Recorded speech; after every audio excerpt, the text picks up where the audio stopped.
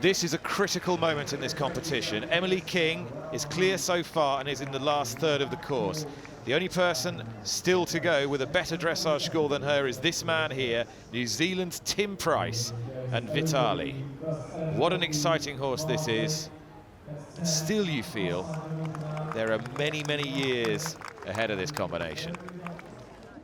Now, not hot on her heels, but not too far behind is this man here, Tim Price and Vitali. 27.7 their dressage score. He absolutely took the inside line there. He took it a yard further down that slope.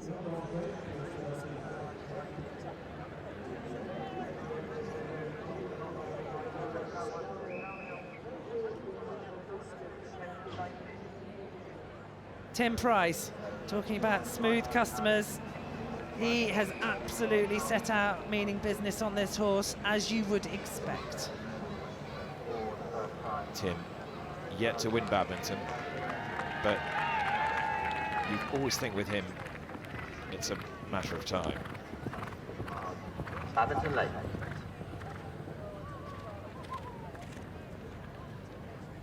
He's had most of the morning. He's had his wife Janelle going round saying, this worked, that didn't work. There's another one also touching that fence.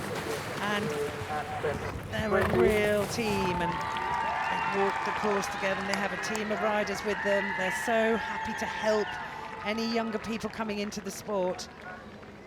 He's a true competitor, but equally loves the sport and loves to see people coming through, but he's here to win it.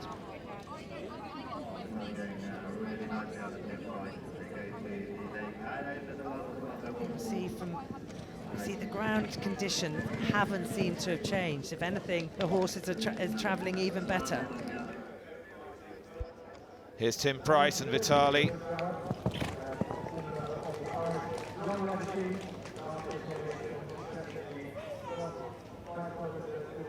Tim Price quite often sometimes takes his hand off the rein like that, almost calls a cab, but not quite.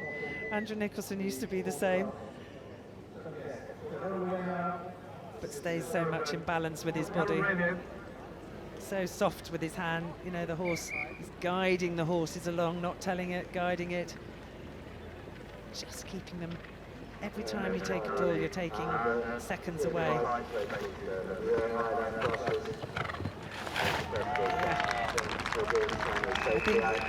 Tim was teasing Eric Winter, the course designer, saying, you know, I plan to go one stride there.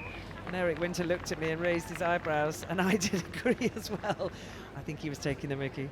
But that was a great jump through there. Not even Tim Price can take a stride out in that combination. Really big fence there. And on to the second Sets out, as you'd expect, with great purpose.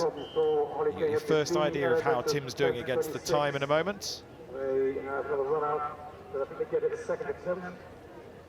It'll be very interesting to see what he does coming out of here.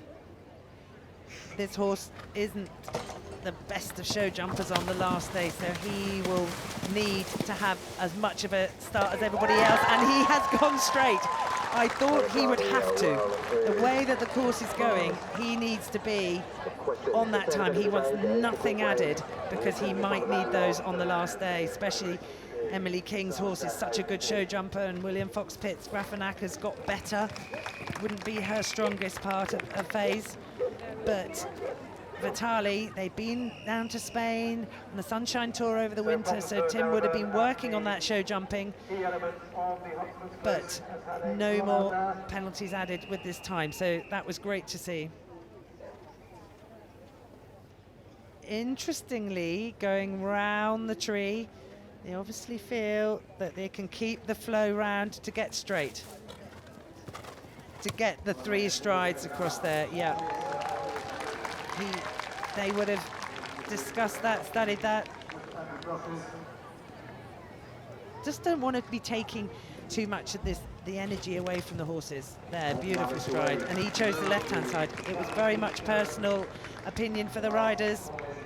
I don't think one side is any quicker than the other. Whatever side feels right for you.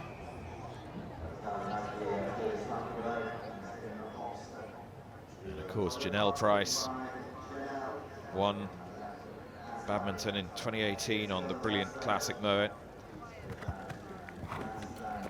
Ideally, Tim would love to emulate that achievement.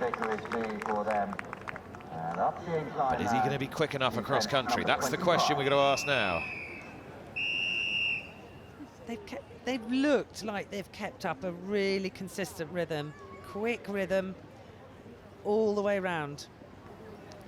Very interesting. I watched them both walk the course here. He and Janelle discussed it. He's listened to his wife.